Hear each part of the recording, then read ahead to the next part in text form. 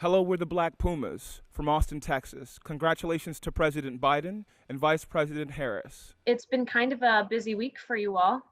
So, will you talk about how this week has been? It's been amazing. How are you feeling about it, Q? I'm a bit overwhelmed and excited and all the beautiful things that you can feel and being interjected in such a reality that is supporting the new wave of leadership, for this country. So yeah, I'm feeling really good about it, man. Feeling good as well. A little overwhelmed, and it's. I kind of like don't process the magnitude of it because I'm just going about my day-to-day life until I talk to friends that remind me of the magnitude of it. A couple of friends of mine called me earlier, and they were just completely freaking out about it, and I'm like, oh yeah, I guess that was a huge deal. It's just because of doing it virtually and not being there in person. Sometimes it's hard to process the magnitude. Now that it has happened, has it kind of hit you all? Definitely. It was a moment of great honor on one hand, and on another hand, as derivative of that as well, we're kind of being, placed on such a platform where the biggest players and the biggest, leaders of the industry that we work within are now kind of rubbing shoulder to shoulder with us. And, so it's like, as Adrian's put it before, it's like it feels like being in the Super Bowl or something like that, or like a NBA championship in this fourth quarter, and this is we're making the best of it. Did you feel more pressure when you were recording it? Yes and no. We perform so much where we treat every performance like a special thing that it is, but then when we go up there and Eric has to say congratulations to President Biden and Vice President Harris, then you definitely get the goosebumps. I like to look at Twitter to see what people are saying about different things that are happening, and there were so many Black Pumas tweets where people are like, hey, I just discovered Black Pumas and I love them. So have you seen a lot of that? Our management has definitely been flipping out. I don't know if did you check in on it, Adrian? I heard we kind of went viral, right? We went viral that on night Twitter. that night our management texted us and was like, check out the songs going off the charts, and somebody mentioned the Twitter thing and that we were trending. And so I have Twitter on my phone. I don't really look at it too much, but I did that night. I was like, oh, okay. So grabbed an extra beer and was like scrolling through it. It was pretty entertaining. It was pretty wild. Did more people buy some merch? Yeah, apparently sales went up exponentially. Yeah, apparently, I'd heard that our online store sold out of vinyl. I believe is what happened, and so I'd had some of management come to my house just yesterday.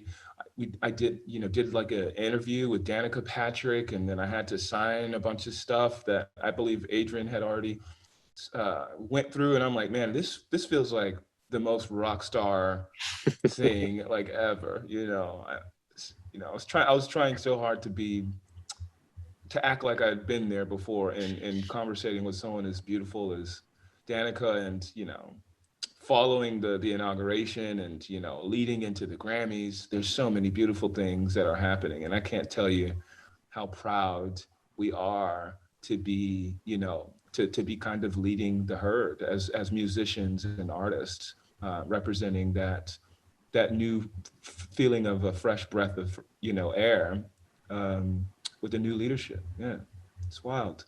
Grammys coming up, and you were nominated last year too. So what's that like to this year be nominated for 3 Grammys? I'm speechless. I mean, there was so much of a shuffle in the first time that we went there, and I believe that things happened quite quickly. Almost too fast for myself to process it. That now that we've had a year and we're nominated for these 3 Grammys and major, like two of the major categories, um, it feels awesome, and it feels very bizarre that this isn't going to be a normal happening for the Grammy, being that everyone's quarantined and California is not doing very well right now for where the pandemic is and how people are affected by it there. But I think that there is a new sense of comfortability that we literally have been there before. When you all wrote Colors, did you ever imagine that you would be performing it for a presidential inauguration? Well, Colors was written about 13 years ago on my uncle's rooftop, and I can tell you now that I could not have imagined that. Now going into the second phase, and when I played it for you, I'll be the interview here. How did you think that we would make it this far on that song that I introduced? The idea of like literally thinking of a presidential inauguration was not going through my head. But if this was the Black Pumas biopic movie, I would have been the cliche producer there that's like, this is a hit. You got yourself a hit, young man. I remember the hair on my arm standing up when Eric played that for me, and then I remember the first time he showed it to me on his SoundCloud, but then I remember the first time he played it in front and I saw him play it. It was like, there's I wouldn't say I literally envisioned the inauguration, but I definitely knew it was a special song. I think that anytime we take to writing anything, we the hope is always that it's going to be the biggest thing ever. It's kind of where my heart is. Just to like move myself, I think it's important for us to like be in such a space of honesty with ourselves, that we're having the best time that we possibly can in creating it first, so that then it might touch someone else's heart, likely so. So